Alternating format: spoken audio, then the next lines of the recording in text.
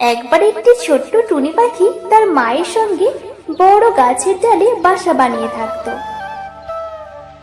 প্রতিদিন সকালে তার মা খাবার আনতে যেত, আর ছোট্ট টুনির বাচ্চাটি বাসায় বসে অপেক্ষা করত।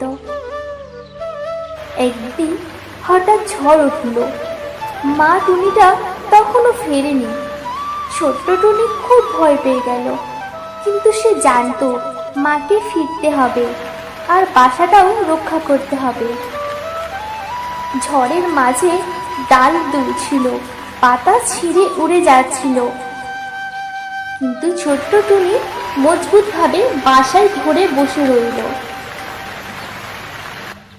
ঝড় থেমে গেলে মা টুনি ফিরে এলো। সেই ছোট্ট টুনিকে জড়িয়ে ধরে বলল, তুই খুব সাহসী, আজ তুই দেখিয়েছিস ছোট হলেও দুর্বল হওয়া যায় না।